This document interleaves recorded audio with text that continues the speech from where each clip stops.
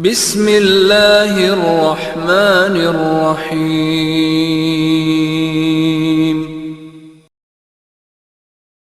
اعوذ باللہ من الشیطان الرجیم۔ بسم اللہ الرحمن الرحیم۔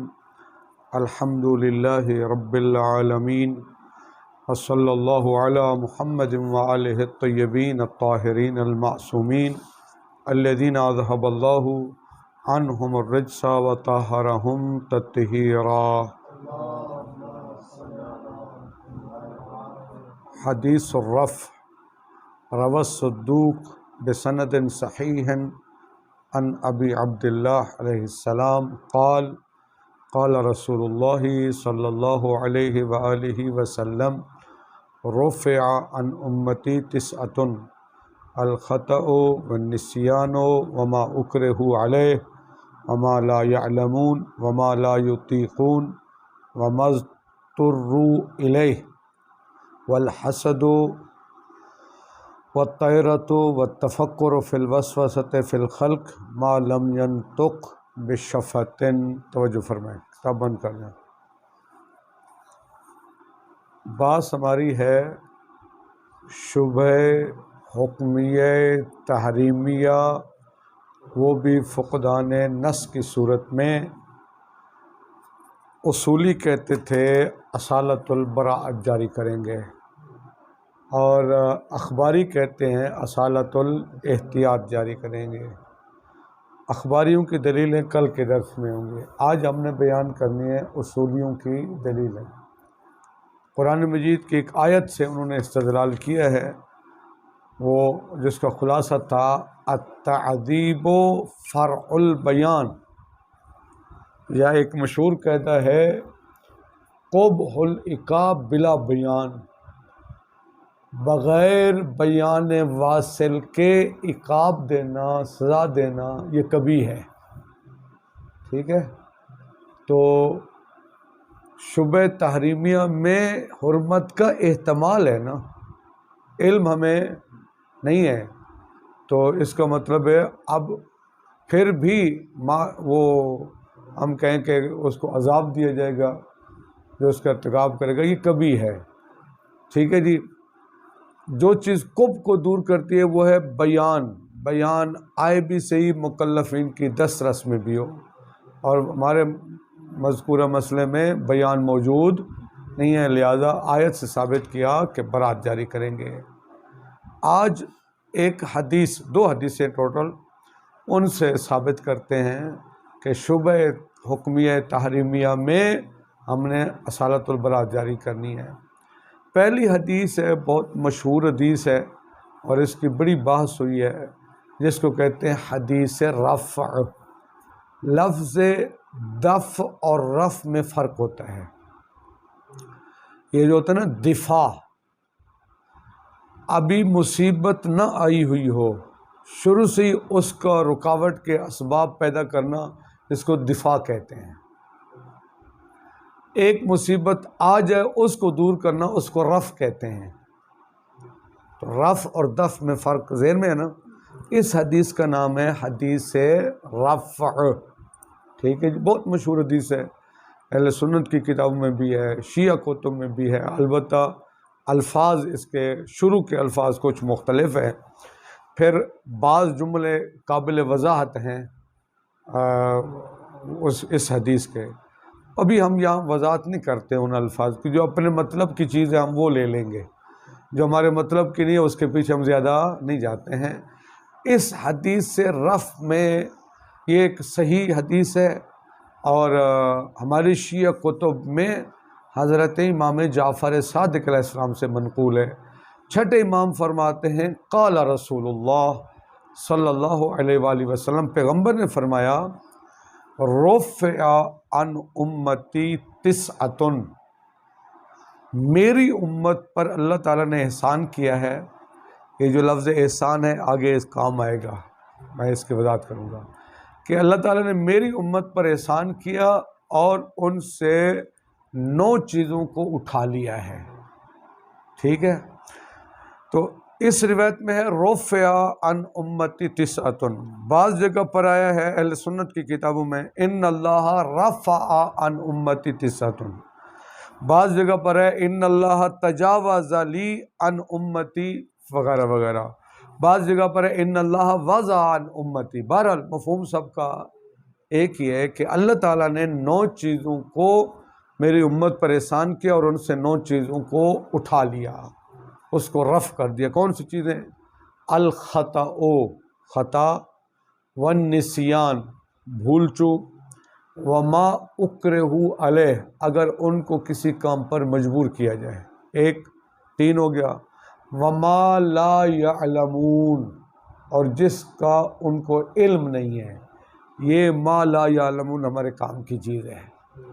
حدیث رفع اصول الفقہ میں بہت جگہ پر کام آتی ہے، یہاں پر یہ جملہ ہمارے کام کا ہے کہ ما لا یعلمون، یہ 4، 5واں ما لا یطیقون، جس کی وہ طاقت نہیں رکھتے، مراد یہ کہ جو ان کے لیے انجام دینا بہت مشکل ہے، ٹھیک ہے۔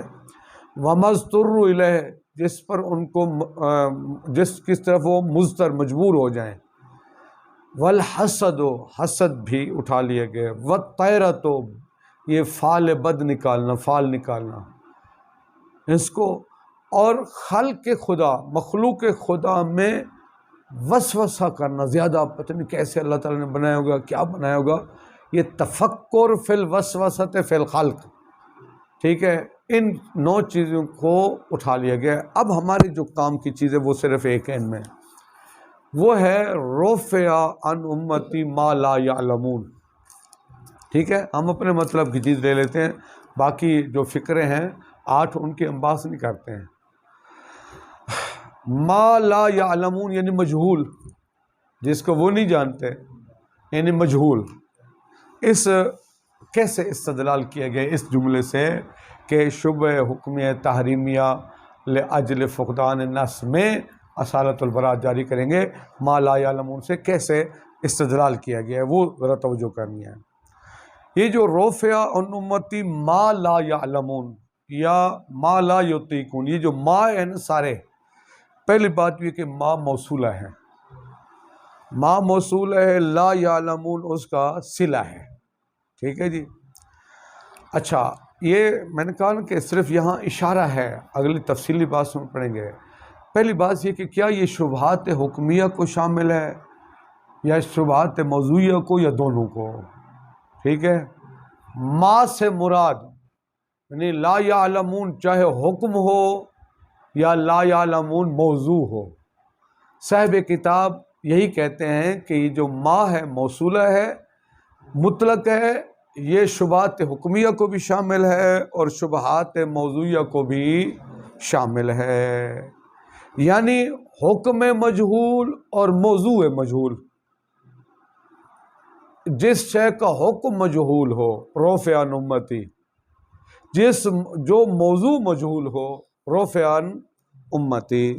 مثلا اگر فرض کریں یعنی حکم مجہول بھی رفع، موضوع مجہول بھی رفع۔ مثلا اگر مجھے تدخین کا حکم معلوم نہیں ہے، ٹھیک ہے، پتہ نہیں کہ حرام ہے یا حرام، تو یہاں حکم مجہول ہے، ٹھیک ہے۔ ایک مایہ پڑا ہوا ہے، مجھے نہیں پتا کہ اس میں شراب ہے یا خل ہے، خمر ہے یا خل ہے، تو یہاں موضوع لا یعلمون ہے، موضوع مجہول ہے، لا یعلمون یعنی مجہول، ٹھیک ہے۔ تو یہ جو ما لا یعلمون ہے یہ شبہات حکمیہ کو بھی شامل ہے اور شبہات موضوعیہ کو بھی شامل ہے۔ البتہ بعض نے کہا ہے کہ صرف شبہات موضوعیہ کو شامل ہے، لیکن صاحب کتاب کے نزدیک یہ دونوں کو شامل ہے۔ اچھا جی، اب رفع سے مراد کیا ہے؟ یہ جو انہوں نے کہا ہے پیغمبر نے فرمایا رفع عن امتی، ایک ہوتا ہے رفع تکوینی، ایک ہوتا ہے رفع تشریعی، ٹھیک ہے۔ رفع تکوینی سے مراد یعنی یہ چیزیں پیغمبر کی امت میں ہیں ہی نہیں، کہہ سکتے ہیں کہ یہ خطا نہیں ہے پیغمبر کی امت میں، نسیان نہیں ہے، ما لا یعلمون نہیں ہے، حتماً رفع تکوینی مراد نہیں ہے، یہ چیزیں پیغمبر اکرم کی امت میں بکثرت موجود ہیں، موجود ہیں یا نہیں ہیں، خطا بھی کرتے ہیں، نسیان بھی کرتے ہیں، ما لا یعلمون بھی ہے، ما لا یطیقون بھی ہے، وغیرہ وغیرہ۔ لہذا یہاں پر مراد رفع تکوینی یعنی خود ان اشیاء کا رفع نہیں ہے، بلکہ یہاں رفع سے مراد رفع تشریعی مراد ہے۔ تو جو کرنا ایک ایک جملہ پچھلی بات سے مربوط ہے۔ رفع تشریعی یعنی ان 9 چیزوں کے آثار مرفوع ہیں۔ خطا کا اثر مرفوع ہے، نسیان کا اثر مرفوع ہے، ما لا یعلمون کا اثر مرفوع ہے۔ تو رفع سے مراد آثار کا رفع مراد ہے، خود ان اشیاء کا رفع مراد، چونکہ وہ اشیاء تو پیغمبر کی امت میں اصل میں وہ رفع تکوینی جو ہے وہ رفع حقیقی ہے، جو رفع تشریعی یہ رفع مجازی ہے۔ اصل میں آثار مرفوع ہوئے تو ہم کہہ دیتے ہیں یہ اشیاء کیا ہو گئی ہیں، مرفوع ہو گئی ہیں، یہ مجاز ہے، ایسا ہوتا رہتا ہے۔ ٹھیک ہے جی۔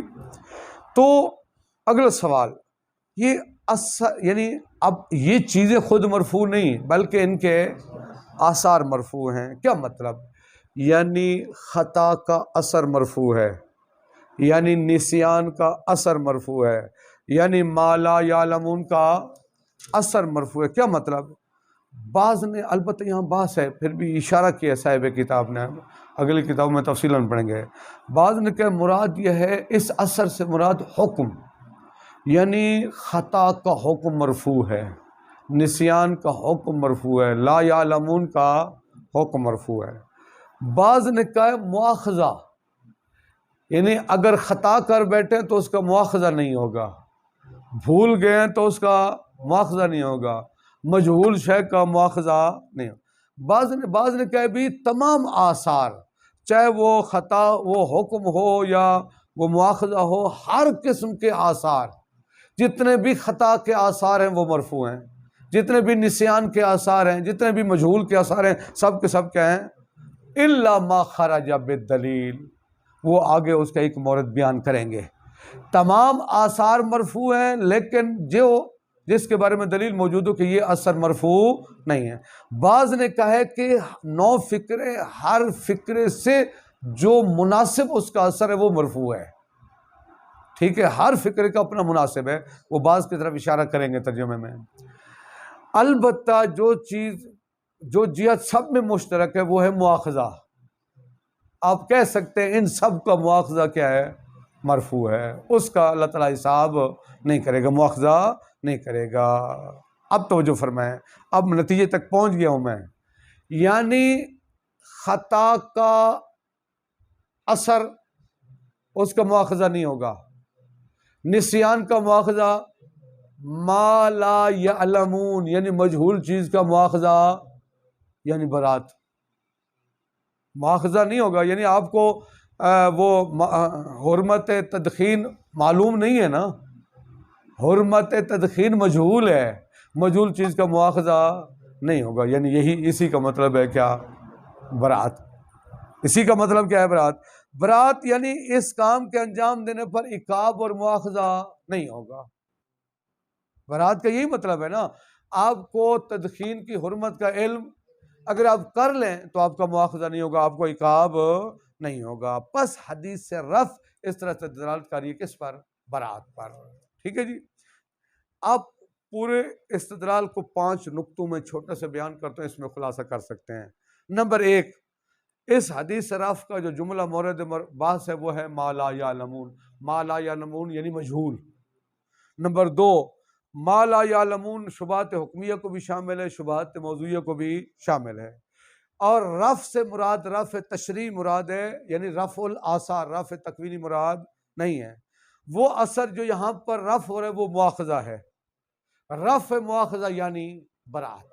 یہ 5 چیزیں آپ بیان کر سکتے ہیں، پورا استدلال ان 5 جملوں میں بند ہے، آپ بیان کر سکتے ہیں۔ ٹھیک ہے جی، یہ 5 جملے یاد کر لیں گے تو آپ کا پورا استدلال ہے۔ اصل استدلال تمام ہو گئے۔ ایک نقطہ ہے اس کی طرف اشارہ کرتے ہیں، یہاں رفع سے مراد ہم نے کہا ہے رفع تشریعی مراد ہے۔ کیوں؟ وہ شاید میں نے اشارہ کیا لیکن دوبارہ بتا دیں۔ دیکھیے، ایک رفع حقیقی ہے، ایک ہوتا ہے رفع مجازی۔ ایک ہوتی ہے ایک شے، ایک ہوتے ہیں اس کے آثار۔ اگر خود شے مرفوع ہو جائے تو اس کو رفع حقیقی کہیں گے۔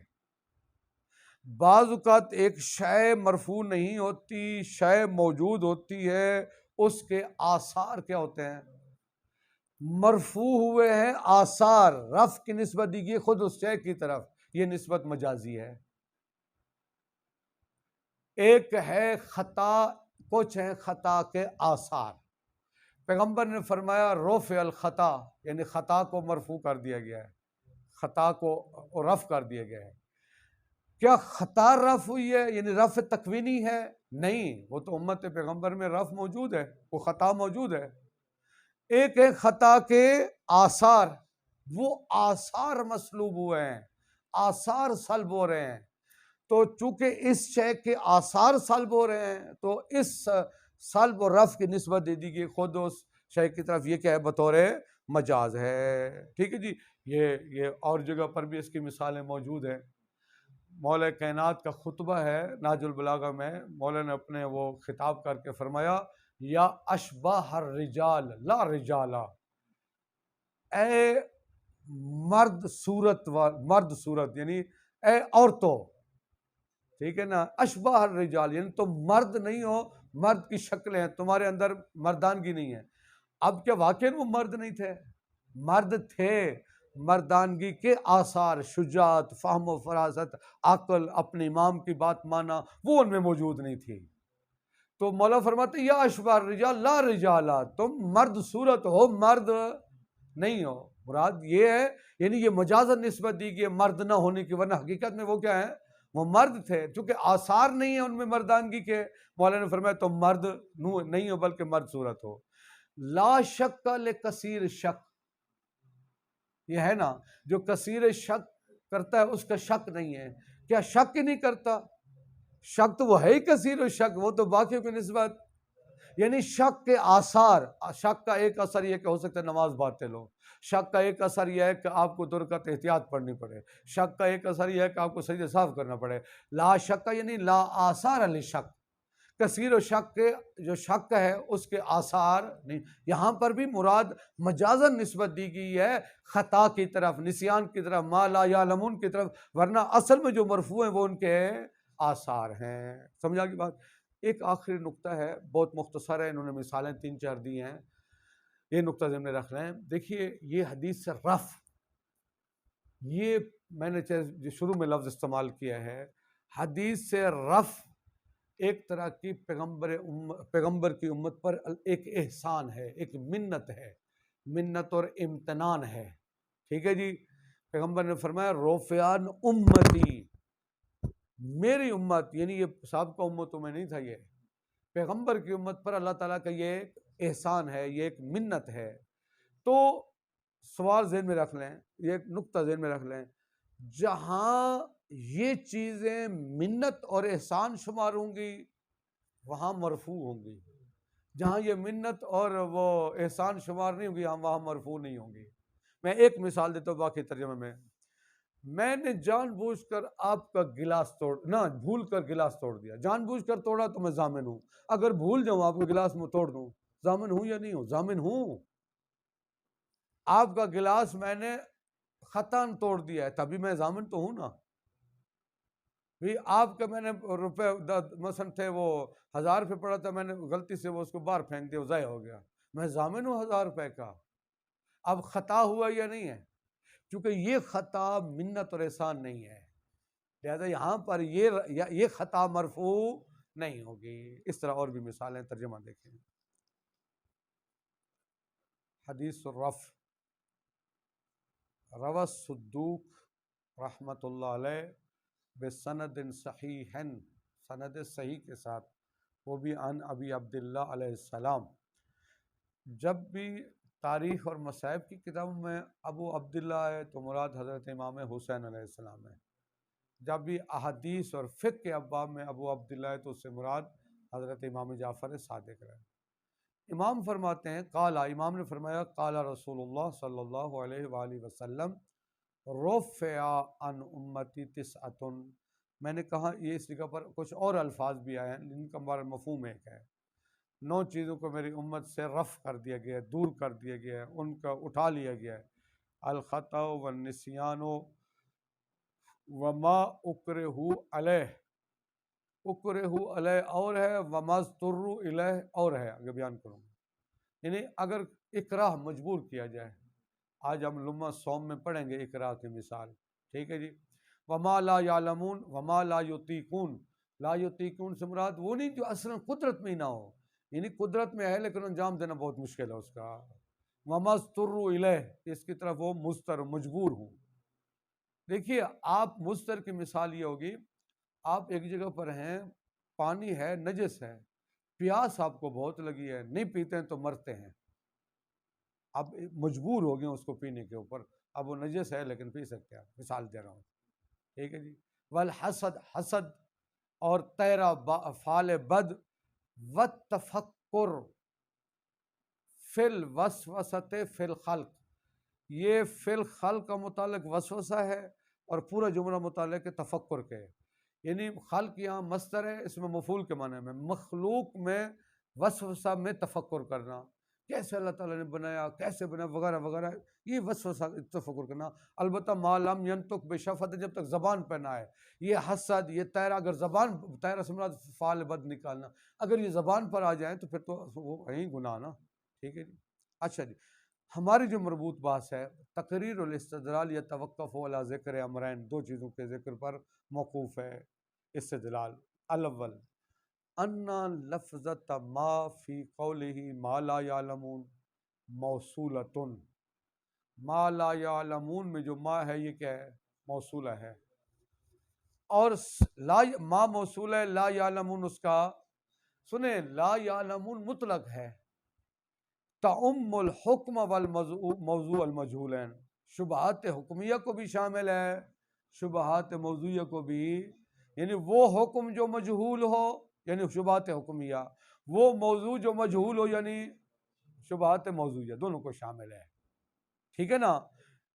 لوضوح ہے، چونکہ بالکل واضح بات ہے، انہ اذا جاہل المکلف بحکم تدخین، اگر مکلف تدخین کے حکم سے جاہل ہو، او جاہل بکون الماء الفلانی خلا او خمرا، یا وہ جاہل ہو کہ فلاں جو مائع ہے آیا وہ خل ہے یا خمر ہے، پتہ نہیں ہے، صدق علی کل منہما انہ من لما لا یعلمون، تو دونوں پر ما لا یعلمون صادق آتا ہے.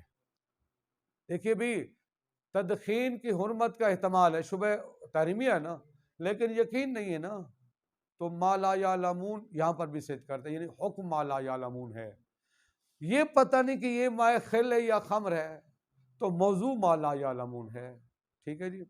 فیکون الحدیث عاما حجتا فی شبہۃ الحکمیہ والموضوعیت معاً، شبہ حکمیہ میں بھی حجت ہے، شبہ موضوعیہ میں بھی، یعنی صاحب کتاب، اگرچہ بعض کہتے ہیں کہ صرف شبہ موضوعیہ میں ہے. الثانی ان الرفع ينقسم الى تکوینی وهو واضح، ایک رفع ہے، رفع تکوینی، اور وہ واضح ہے. واضح سے مراد یہاں حتماً رفع سے مراد رفع تکوینی نہیں ہے، تکویناً یعنی وجود کے اعتبار سے یہ چیزیں پیغمبر کی امت میں نہ ہوں. کیا سوچ سکتے ہیں آپ؟ نہیں، باقیوں کی نسبت ہو سکتے زیادہ ہو. والتشریع، اور ایک کون سی ہے؟ تشریع. والمراد منہ، تکوینی سے مراد یعنی ان چیزوں کا وجود، حتماً وہ رفع مراد نہیں ہے. اگر وہ رفع مراد ہوتا تو پیغمبر کی امت میں خطا بھی نہ ہوتی، نسیان بھی، ما لا یعلمون بھی، ہر چیز کا علم ہوتا، جبکہ ایسا نہیں ہے. تو دوسری یہ تشریع، والمراد منہ، اس تشریع سے مراد نسبت الرفع الی الشیء بالعنایت والمجاز، یعنی سنیں، ہم نے خطا کی طرف نسبت دی ہے رفع کی بالعنایہ والمجاز، بطور مجاز. خود خطا رفع نہیں ہے، مرفوع نہیں ہے، خود نسیان مرفوع، بلکہ خطا اور نسیان کی طرف، ما لا یعلمون کی طرف رفع کی نسبت دی ہے بالعنایت والمجاز، عنایت اور مجاز، بطور مجاز. کہ کیوں؟ بے اعتبار رفع آثار ہی، کیونکہ ان چیزوں کے آثار مرفوع ہوئے ہیں، خود یہ چیزیں مرفوع نہیں ہیں. کہ قول ہی علیہ السلام، جس طرح کہ یہ قول ہے، لا شک لکثیر شک. مجھے بتائیے، یہ جو کہہ رہے امام کا قول ہے لا شک لکثیر شک، کثیر شک کا شک ہی نہیں ہوتا، وہ شک موجود نہیں ہوتا، وہ تو باقیوں کی نسبت اس میں شک زیادہ ہوتا ہے، تبھی تو اس کو کثیر و شک کہتے ہیں نا۔ مطلب یہ ہے شک کے آثار نہیں ہیں۔ شک کے آثار کیا ہے؟ مثلا نماز کا باطل ہونا، نماز احتیاط پڑھنا، اس عمل کو دوبارہ انجام دینا وغیرہ وغیرہ، جو 23 قسم کی شکیات کی قسمیں ہیں، ٹھیک ہے جی۔ اسی طرح جو میں نے مثال دی، مولا کائنات نے فرمایا یا اشباہ الرجال لا رجالا، وہ مرد ہیں، مردانگی کے آثار ان میں نہیں ہیں۔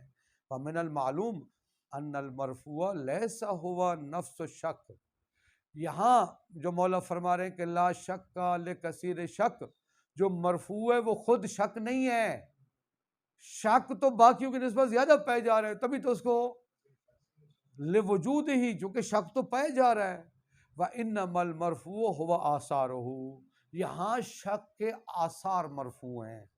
وَهَذَا صَارَ سَبَبًا لِلنِّسبَةِ رَفْعِ الْذَاتِ، سنیں، اصل میں شک مرفوع نہیں ہے، شک کے آثار مرفوع ہیں۔ آثار اسی شک کے ہیں نا، ایک ہوتی ہے شے، ایک ہوتے ہیں اس کے آثار۔ آثار اگر مرفوع ہو جائیں تو جس شے کے وہ آثار ہیں، اس رفع کی نسبت اس شے کی طرف بطور مجاز دے سکتے ہیں۔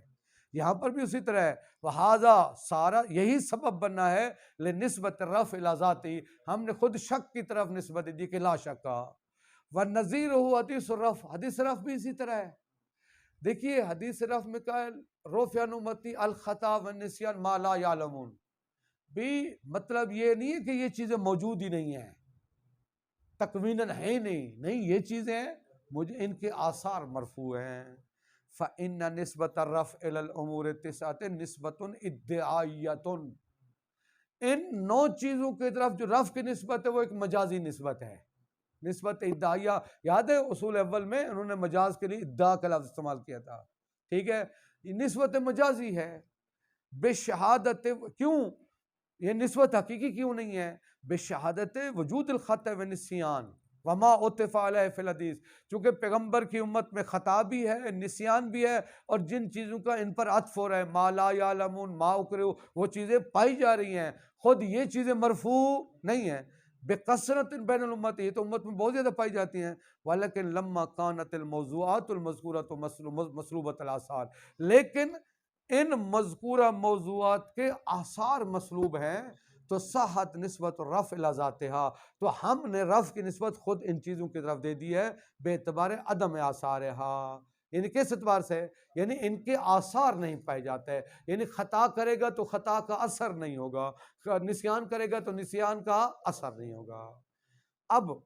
اب دیکھیے، اب یہاں تک پہنچے، مراد یہ ہے کہ یہاں رفع سے مراد رفع حقیقی مراد نہیں، رفع مجازی مراد ہے، یعنی آثار کا رفع۔ وہ آثار ہیں کیا، اس کو بیان کرتے ہیں۔ فَحِينَئِذٍ يَقَعُ الْكَلَامُ فِي تَعْيِينِ مَا هُوَ الْأَثَرُ الْمَطْلُوبُ، اب بات واقعی ہوئی ہے کہ وہ اثر مطلوب کی تعیین میں، وہ اثر مطلوب ہے کیا جو مرفوع ہو رہا ہے، وہ اثر کیا ہے؟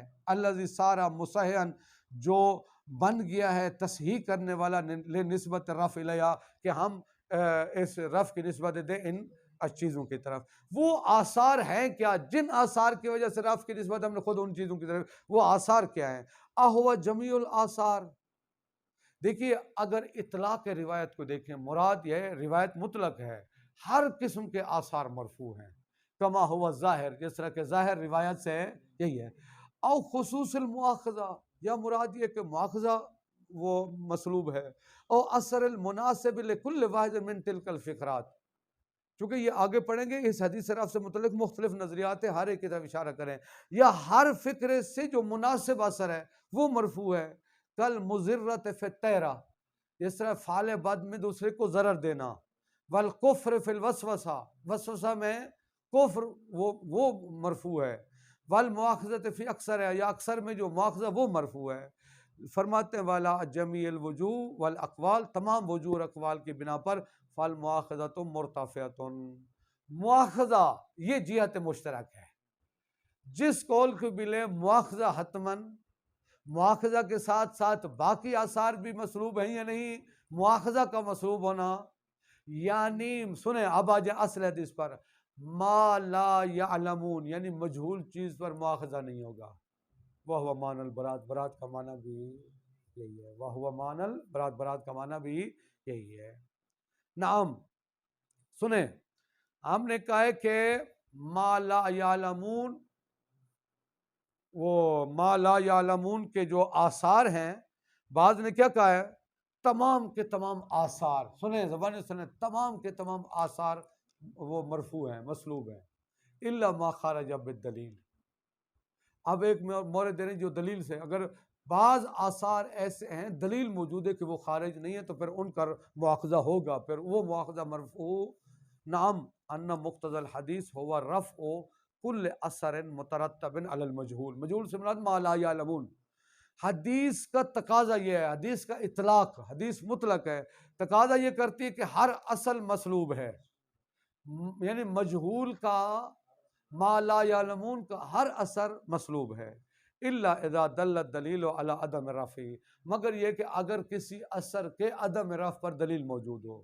مثلا فرض کریں دو برتنوں میں پانی، وہ ایک مائع میں، برتن میں مائع پڑا ہوا ہے، آپ کو پتہ نہیں ہے کہ بھی یہ خل ہے یا خمر ہے، اب آپ نے ہاتھ ٹچ کر لیا، یہ کپڑا اس میں مار دیا ہے، ٹھیک ہے، ابھی تو کیا ہو گیا، مثلا ما لا یعلمون برات، لیکن اگر آپ کو بعد میں پتہ چل جائے یہ خمر تھی، وہ اس کے آثار بھی ختم ہو جائیں گے یا نہیں ہوں گے؟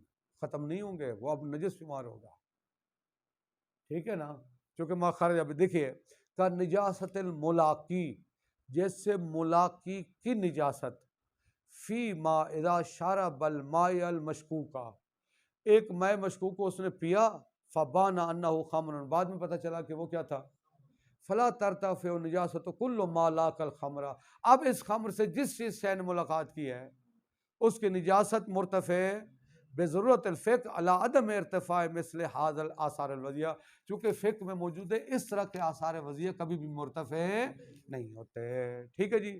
اچھا بعض ختم، آخری میں نے آخری کیا جملہ بیان کیا تھا بھی، حدیث رفع منت اور احسان ہے، اس کو حدیث الامتنان بھی کہا جاتا ہے، یہ پیغمبر کی امت پر احسان اور امتنان ہے، تو جہاں احسان اور امتنان ہوگا وہ رفع ہوگا، جہاں نہیں ہوگا وہ رفع بھی ایک جملہ۔ ترجمہ دیکھیں، اب دیکھیں ہیڈنگ جو اوپر جملہ دیا ہے، جو عنوان، وہی عنوان پوری بات کو واضح کر رہا ہے، اختصاص الحدیث، یہ حدیث سے رفع مخصوص ہے، بما اس کے ساتھ، یکون رفع منتن علی الامت، جب یہ رفع امت پر منت اور احسان ہو، اس کا مطلب ہے اگر یہ رفع امت پر منت اور احسان نہ ہو تو پھر وہاں پر رفع بھی نہیں ہوگا۔